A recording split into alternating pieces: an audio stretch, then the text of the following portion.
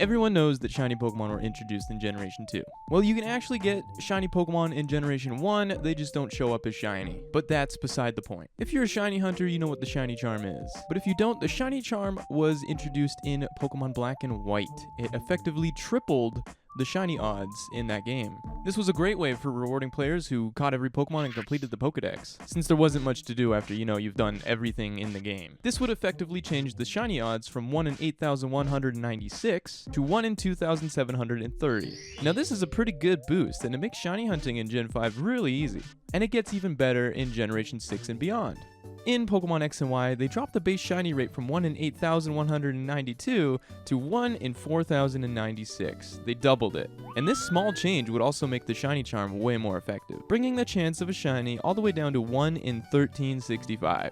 Wow, which is not bad at all. This item alone would probably make you think they made shiny hunting easier as the games went on. Or did they? What if I told you there was an even easier generation to hunt shiny Pokemon in? And what if I told you it was the exact generation that shiny Pokemon were introduced in? That's right, in this video, we will be going through exactly what makes shiny hunting so incredibly broken in the Pokemon Generation 2 games, as well as my favorite shiny hunting method of all time. But first, we have to talk about how shiny Pokemon work in this game, since it's way different than any other game. In Generation 3 onwards, shiny Pokemon were determined by 3 things: your trainer ID, your Pokemon's personality value, and your secret ID, which is not shown in the game at all. These 3 things need to line up perfectly in order to give you a shiny Pokemon. However, in Generation 2, things were different. Shininess in Gen 2 is actually only determined by a Pokemon's IVs, or individual values for people who don't know. You see, in Generation 2, if a Pokemon's speed, defense, and special IVs were all 10, and its attack is either 2, 3, 6, 7, 10, 11, 14, or 15, it will be shiny. That's it. That's all according to Bulbapedia. And assuming every possible combination of IVs has the exact same probability, this gives a random encounter Pokemon a 1 in 8,192 chance. Seem familiar? This is the exact same odds of finding a shiny Pokemon all the way up to Gen 5. So now I bet you're thinking, but Cream, the shiny odds are the same. So what makes shiny hunting in Gen 2 so much easier? I'm glad you asked. Since only the determining factor of a Pokemon's shininess is its IVs, we can manipulate that. We're gonna gaslight a shiny. How do you ask? Well, breeding, of course. You see, when you breed a Pokemon in Generation 2, some of its IVs automatically get passed down to the offspring. The egg then has a higher chance of being a shiny, determined by the IVs passed down. So if you have a Pokemon with really good IVs that almost determine it shiny, then chances are your shiny rate's gonna go up. So with shiny Pokemon in Gen 2 explained, let's get into the method of getting these shinies. Eggs. Can I offer you a nice egg in this trying time? You might already know where I'm going with this. In Pokemon Crystal, you will receive the odd egg from the daycare man as soon as you get to him. And this egg actually has a 14% chance of being a shiny Pokemon out of this list here.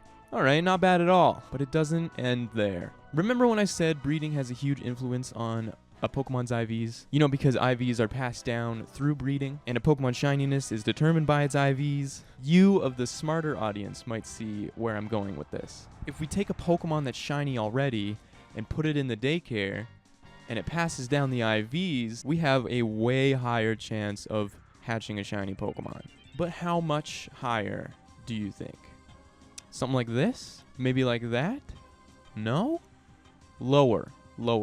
Take a guess. It drops the base shiny rate of 1 in 8,196 to a whopping 1 in 64 chance.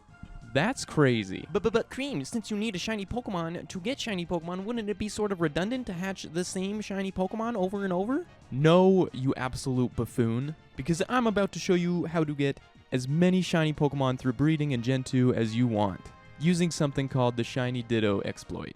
Anyone can do this exploit as long as they have a Gen 2 game, a Gen 1 game, and a method of trading. First and foremost, the setup. So go ahead and play your Generation 2 game all the way up until you get to the Lake of Rage and catch that little red worm in the middle of the puddle. Done? Okay, good. Now trade that puppy on over to a Generation 1 game. Wait, hold on, it's not red anymore. What happened?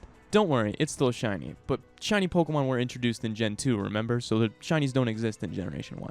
You're fine, everything's good. Step number 2, buy a Pokédoll in your Gen 1 game at the Celadon department store. And give that to the Mimic Lady in Saffron City to get the TM for Mimic. And teach that to Gyarados. Easy stuff so far, hope you're following along. Step 3, take your Generation 1 game and go to Cinnabar Island Mansion. We're going into the basement to find ourselves a Ditto. He's kind of a rare encounter, so he might take you a bit, but trust me, it's worth it. Step number 4. Use Mimic on Ditto with your Gyarados and have it learn Transform. Basically what you're doing here is giving your Ditto the same IVs that your Gyarados has. And what the Ditto is going to do then is use Transform on your Gyarados, so it will then be shiny. And this, for some reason, if you transform twice, will make the Ditto shiny. So catch the shiny Ditto, trade that puppy back over to your Generation 2 game, and then you will have a shiny Ditto in Generation 2. What does this mean, though? I just have another shiny Pokemon. Well, we're gonna breed it.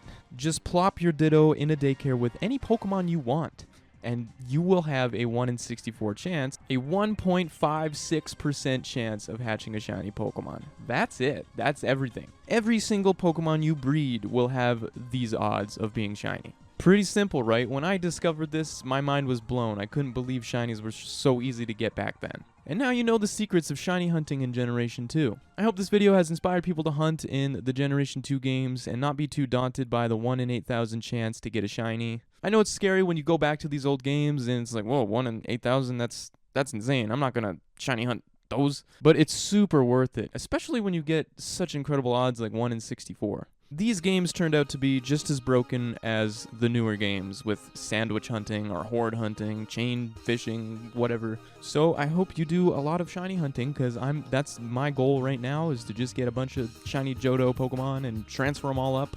Also, if you stuck around this long, how you been? Been a while. Why not drop a like for your boy and maybe sub while you're at it? I don't know, it's one click. Let me know down in the comments what you thought of this video and what other obscure shiny hunts I can talk about on this channel. Because you know I love shiny hunting. Anyway, thanks for watching. I'm gonna get out of here and breed some Generation 2 Pokemon. I hope you all have a great day and later, skaters.